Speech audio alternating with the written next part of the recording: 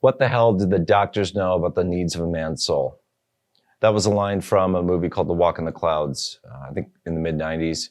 And when I heard that line always stuck with me because it's so true. With all of our advanced knowledge of medicine, what we know about health and nutrition, ultimately we don't understand deep down inside what somebody needs to comfort their soul. And, so we can make judgments, on people based on what they do in their life or what they eat or their lifestyle or whatever. But ultimately, none of us can really be a good judge of why somebody does something or why they need something in their life in whatever form that might be. One of the things that, is a big issue for us in society is addictions. One of my friends recently had asked, what are your thoughts on overcoming addictions? And I guess my point of view on addictions are this: we are all addicted to something, because you can be addicted to anything. You can be addicted to food, love, sex, relationships, experiences. You can be addicted to yoga or meditation, as well as drugs and alcohol. So we all have addictions because an addiction forms when you do something, eat something, experience something that you enjoy in one way or another, or at least your brain does, and you want more. And the more you do that thing, or you eat that thing, or you take that drug or whatever it is, your brain it rewards you, right? That we have a built-in system of reward. So the more you do it, the more you get rewarded, and the more you've been rewarded, the more you want more. And so that can kind of create the cycle where we get addicted to different things. You might be addicted to reading, or might be addicted to Netflix. It's just how you view addiction. Some types of addiction are much more destructive than others, obviously. If you're addicted to meditation, that's probably a lot, easier than addiction to drugs or alcohol. But I think it's important, if somebody's looking at, reducing their addiction or getting out of an addictive behavior or stopping being addicted to a drug, that it's important to look at, what is it that drives you towards your addictive behavior? There are a couple of things that I look at myself with my addiction. One of the things I'm addicted to is cigarettes, nicotine. And I look at that and I go, okay, well, when do I run to smoking? I run to it in a couple different scenarios. I run to it when I'm bored.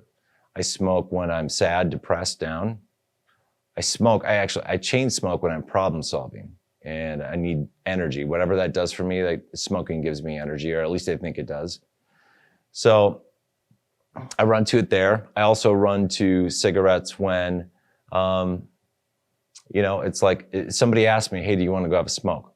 And it's not peer pressure, because if I were younger, it might be peer pressure. But for me, it's more of a, okay, I'm going to join in the tribe, the group, the communal thing that's happening there. I'm going to join in.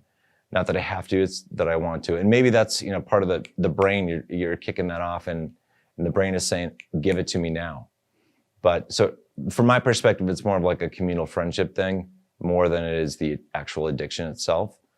The other time that I will smoke is when I have associations with things. So, when I'm driving in my car or I'm having a cup of coffee, I've developed relationships between smoking and those two activities. So when I'm driving, I'm kind of triggered to when I have a cigarette. Same thing with coffee.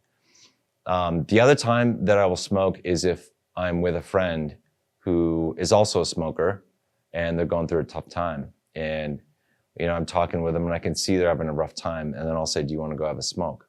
Because I know that helps me when I'm having a tough time. So it's sort of like, you're just kind of helping somebody out by offering them comfort on friendship in a different way. I know people might not see it that way, but that's what I feel like that is. But anyway, those are some scenarios that I run to nicotine for.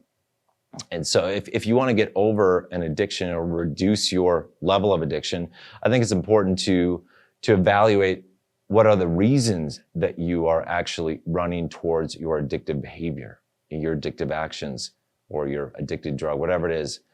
And if you can take a look at those reasons, you can potentially find other ways to replace your fixes for those needs.